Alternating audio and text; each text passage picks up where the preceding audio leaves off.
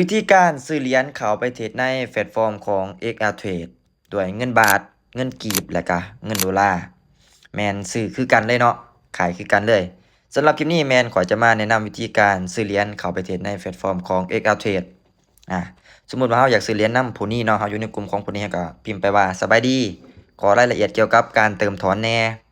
แล้วก็พิมพ์ไปว่าเรทเติมถอนมานี่ถูกเท่าใดแล้วเขาจะก็พิมพ์มาเห็นบ่เรทเติมแม่น 22,900เลททอนแม่น22,000เฮาก็อ่านรายละเอียดก่อนเนาะก่อนที่เฮาจะโอนหลังจากที่เขาเจ้าส่งมาแล้วเฮาก็อ่านเรียบร้อยแล้วเฮาก็มาบันทึกเอา QR ตัวนี้ไปโอนเงินให้เขาเจ้าไปคูณเบิ่งก่อนก็ได้เนาะสมมุติว่าเฮาอยากได้10เหรียญ10เหรียญคูณให้22,900ถูกอยู่ที่229,000ก็ไปโอนเงินเลย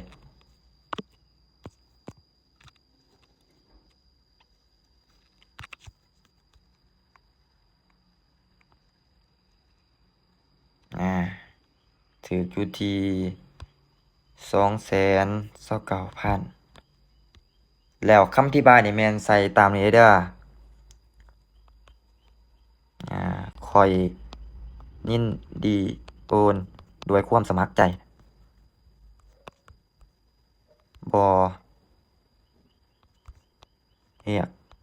ร้องค่าเสียหายใดๆภายหลังพิมพ์ตามนี้เด้อสำหรับคำอธิบายเนาะแล้วกดโอนเลย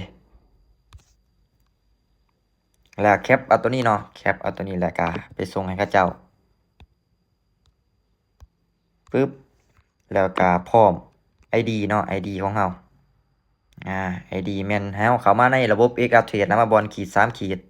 แล้วก็มาบอลกระเป๋าแล้วก็มาบอลเติมเงินหรือว่าเราสิแคปเอา QR นี่ก็ได้ถ้าว่าบ่อยากแคปเอาเนาะเราก็คัดลอกเห็นบ่บอลคัดลอกบัดนี้ปึ๊บแล้วก็ไปส่งให้เขาเจ้าแบบนี้เลยวิธีการเติมเหรียญเนาะก็มีแต่ว่ารอท่าประมาณ1-2นาทีถ้าเขาเจ้าอ่านแล้วเขาเจ้าจะเติมเหรียญเข้าไปในบัญชีของเราเนาะก็คือบัญชีระบบ XR Trade เราก็รอท่าแป๊บนึงรอท่าอยู่บนนี้แหละแล้วมันจะแจ้งเตือนมาเนาะหลังจากที่เขาเจ้าอ่าน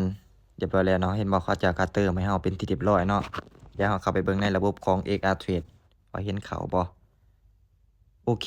เห็นบ่เรียบร้อยแล้วเนาะวิธีการซื้อเหรียญเข้ามาเทรดในแพลตฟอร์มของ XR Trade